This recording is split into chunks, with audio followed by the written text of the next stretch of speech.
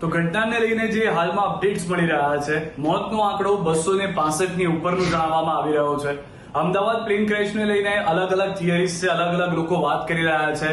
આપણે કોઈ પણ ખોટી માહિતીમાં આવવાનું નથી.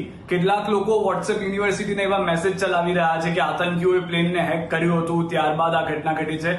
આવા કોઈ પણ સમાચાર સરકાર તરફથી આપવામાં નથી આવ્યા, ના તો એવિએશન એક્સપર્ટ્સ કહી રહ્યા છે. તેઓનું સ્પષ્ટ કહેવું છે કે જે પણ ટેકનિકલ ખામી હતી તેને લાંબા સમય સુધી ચકાસવું પડશે, ત્યારબાદ ખ્યાલ આવશે. પ્લેન ભલે 11 વર્ષ જૂનું હતું, પરંતુ કેટલાક ટેકનિકલ એક્સપર્ટ્સનું કહેવું છે કે 11 વર્ષ જૂનું એ પ્લેન જૂનું ન કહેવાય, તેનું આયુષ્ય વધારે હોય છે. એન્જિન જે હતું તેની મરામત કરવામાં આવી હતી તેવી પણ જાણકારી મળી રહી છે, એટલે કે એન્જિનમાં શું કોઈ તકલીફ હતી. તમામ લોકોના અલગ અલગ માહિતી છે, પરંતુ ન્યૂઝ 18 ગુજરાતી તમામ લોકોને અપીલ કરી રહ્યું છે કે આપણે કોઈ પણ ખોટી માહિતીમાં આવવાનું નથી. તેની સાથે વધુ એક જાણકારી એ પણ છે કે પ્રધાનમંત્રી જ્યારે અમદાવાદ પહોંચ્યા હતા, તેઓ ઘટના સ્થળે પણ ગયા. તેની સાથે તેઓએ જે ઇજાગ્રસ્ત લોકો છે તેમની સાથે પણ વાતચીત કરી હતી, તેમની પાસેથી પણ તેઓએ માહિતી લેવાનો પ્રયાસ કર્યો હતો.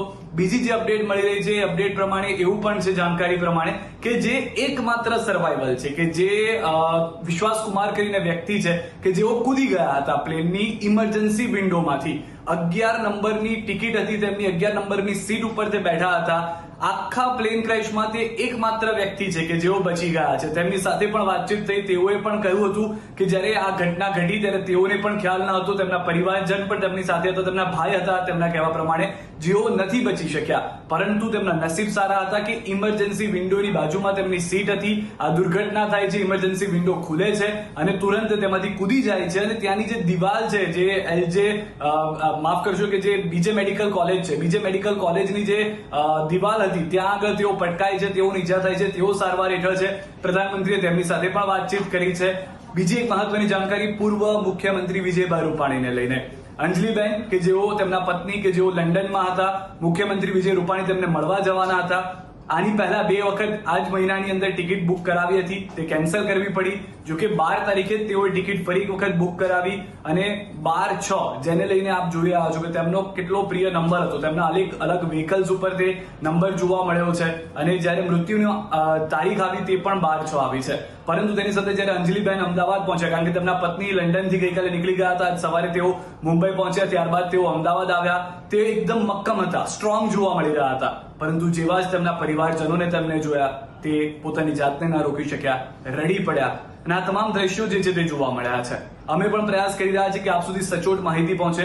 અમે આપને પણ એ જ અપીલ કરી રહ્યા છીએ કે કોઈ પણ ફેક ન્યૂઝમાં ન આવશો. આપ તમામ અપડેટ્સ માટે ન્યૂઝ 18 ગુજરાતી જોઈ શકો છો, ફેક્ટ ચેક તેમાં પર કરી શકો છો.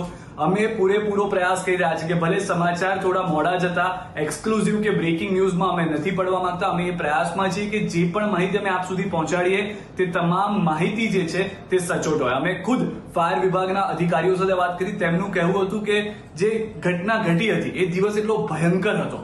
જે ઘટના ઘટી એ વખતે જ્યારે અમે લોકોને બહાર કાઢતા હતા, અમે અમારા જીવનમાં ક્યારેય આવી ઘટના નથી જોઈ. અમે વર્સ્ટ ટુ વર્સ્ટ કેસ માટે રેડી રહ્યા છીએ, પરંતુ આટલી ખરાબ પરિસ્થિતિ થશે અમે નથી જોયું. અને તેઓ ખુદ કહી રહ્યા હતા કે અમારા રૂવાડા ઉભા થઈ જતા હતા. અમે થોડા સમય માટે ચોંકી ગયા હતા કે આ શું જોઈ રહ્યા છીએ અમે. કેવા લોકો કે જે લોકો નથી રહ્યા. એટલા બર્નિંગના દ્રશ્યો જોવા મળ્યા છે, એટલે એટલા લોકો દાઝી ગયા હતા કે લોકોની ઓળખ કરવી મુશ્કેલ થઈ રહી છે. DNA સેમ્પલિંગનું કામ હજી પણ ચાલી રહ્યું છે. આ તમામ લોકોને અપીલ છે કે તમામ લોકો કોઈ પણ ખોટા ન્યૂઝ જો આપણી પાસે આવે છે તો ફોરવર્ડ ન કરતા. જે રીતે મેં આપને પહેલા પણ કહ્યું કે કોઈ પણ ટેરરિસ્ટ તરફથી એક્ટિવિટી હતી, કોઈ કે પ્લેનને હેક કર્યું, તો આવા કોઈ સમાચારમાં ના આવો. સરકાર તરફથી આવી કોઈ પુષ્ટિ કરવામાં નથી આવી.